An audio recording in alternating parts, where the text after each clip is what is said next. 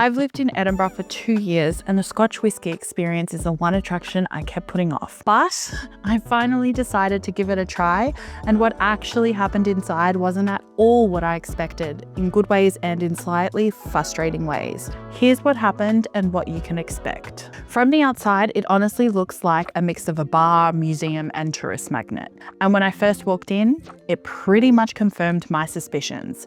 There's a massive whisky gift shop, loads of tourists, and the usual welcome to the Royal Mile energy. At this point, I was thinking, yeah, this is exactly why I never came in here.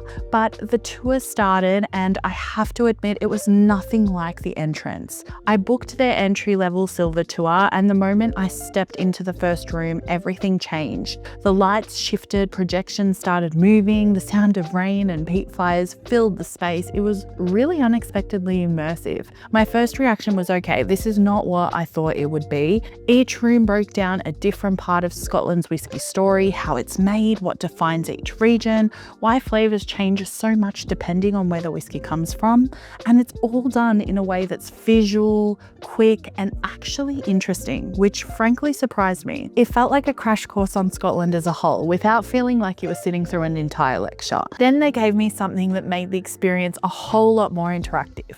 A scratch and sniff style flavour card with the main whisky profiles, smoky, fruity, coastal, all of that.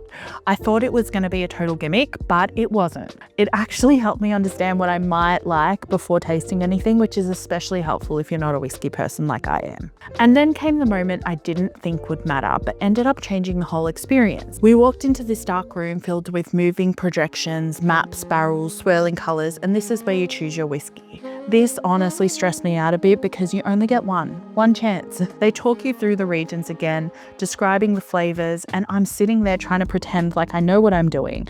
I ended up picking up a Campbelltown whiskey because they said it had vanilla, caramel and apple notes, all things I usually like. Everyone's waiting in this slow lit room while they pour the drams, and you can feel the tension a little because you just know that this is the taste you're stuck with. And just when I thought I understood what the tour was, they revealed the part I did not see coming. As soon as everyone chose their whiskey, these vault-style special effects doors slid open, and honestly the entire mood shifted, because behind those doors was one of the world's largest Scotch whisky collections, over 3,300 bottles glowing floor to ceiling behind glass. It's the kind of room that hits you all at once. Even if you don't like whisky, it's impossible not to stare.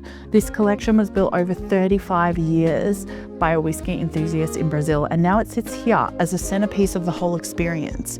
People call it one of the 7 wonders of the whisky world, and I honestly could see why the second I walked in. This is the room where you actually taste your dram.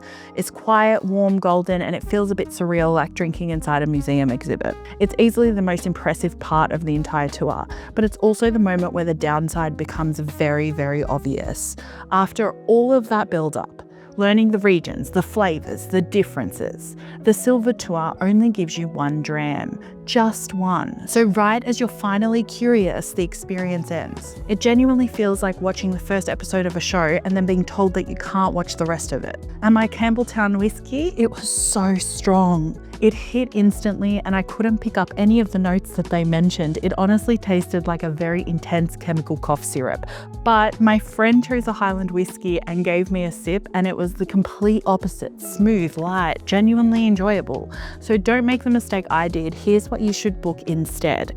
If you're thinking of going, I'd skip the silver tour and go straight for gold or the Tasting Tales experience. Gold gives you 4 tastings, 1 from each region, which is exactly what your brain wants after all of that information. Tasting Tales takes it a bit further with some canapé styles highlights from Scotland's larder.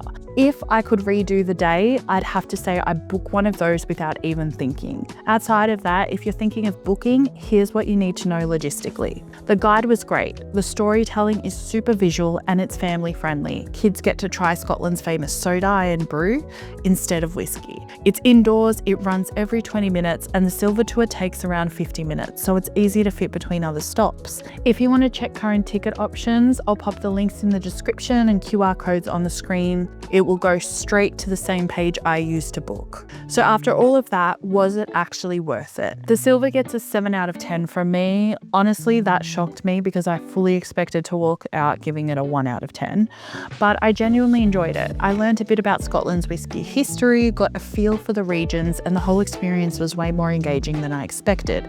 My only issue is that it's just too short and it doesn't give you a full tasting session of each of the regions that you've just learnt about. The Gold Tour or the Tasting Tales, even though I haven't done them yet, I think it's pretty clear that those would probably be the proper full experience. Based on everything I saw, those would easily land probably in the 10 out of 10 category. But why not try it for yourself and let us know in the comments below. Now that you know what the Scotch whisky experience is actually like, you're going to want to understand Scotland's whisky world as a whole, the regions, the history, and which tours and tastings are actually worth doing around the country. Ben takes you through that right here.